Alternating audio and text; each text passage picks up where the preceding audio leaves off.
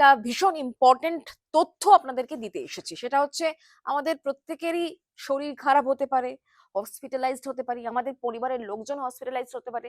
তো সেক্ষেত্রে যদি একটা আর্থিক যে চাপটা আমাদের মধ্যে থাকে সেটা যদি কমানো যায় তাহলে কেমন হয়? হুম, এই নতুন সরকার মানে বদলের সরকার সেই ভাবনা চিন্তা করেছে এবং সে কারণে কিন্তু মুখ্যমন্ত্রীর স্বাস্থ্য বীমা যোজনা সেটা চালু হচ্ছে। এবার বলি যে এই মুখ্যমন্ত্রী স্বাস্থ্য বীমা যোজনা কারা পাবেন এবং কারা পাবেন না এবং কি কি সুবিধা আপনি এতে পেতে পারেন।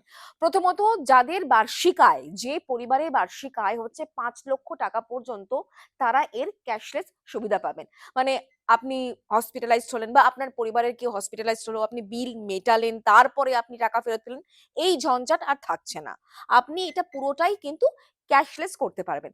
এবার সব থেকে বড় প্রশ্ন যে কারা পাবে এবং কারা পাবেন না। নিশ্চয়ই ক্যাটাগরি আছে, হ্যাঁ থাকতেই হবে। ক্যাটাগরি রয়েছে যে কারা পাবেন এবং কারা পাবেন না এর সুবিধা। আমি এক এক করে বলি যে কারা পাবেন এবং কারা পাবেন না। প্রথমত হচ্ছে গিয়ে যেটা সরকারের তরফ থেকে বিজ্ঞপ্তি দিয়ে জানিয়ে দেওয়া হয়েছে, যেটা উল্লেখ করা হয়েছে, যারা জানেন যে ইতিমধ্যেই আমাদের ভারতবর্ষের মধ্যে যেটা প্রকল্প চালু আছে স্বাস্থ্য ক্ষেত্রে, যেটা এতদিন পর্যন্ত বাংলা বিচ্ছিন্ন ছিল এর থেকে, সেটা হচ্ছে আয়ুষ্মান প্রকল্প।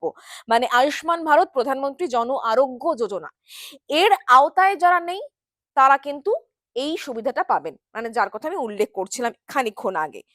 তবে কারা পাবেন না সেটা বলি, সেটা হচ্ছে যাদের ধরুন পারিবারিক আয় হচ্ছে 8 লক্ষ টাকা, তারা কিন্তু এই প্রকল্পের সুবিধা পাবেন না।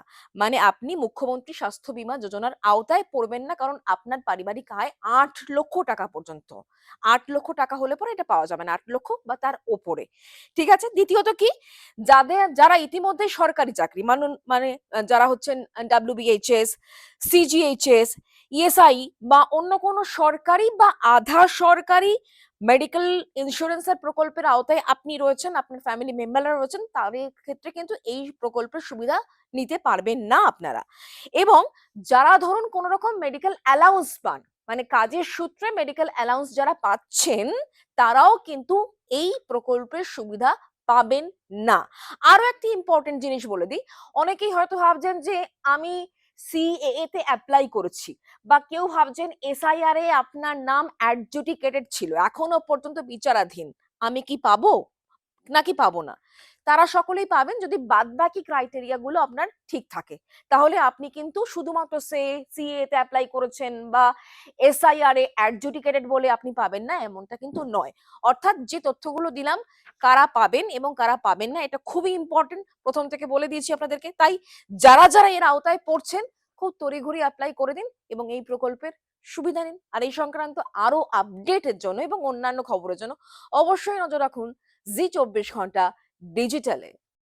যারা আয়ুষ্মান ভারতে আসছেন না তার জন্য রাজ্য সরকার নিজস্ব স্কিম ডিক্লেয়ার করেছে, মুখ্যমন্ত্রী স্বাস্থ্য বীমা যোজনা।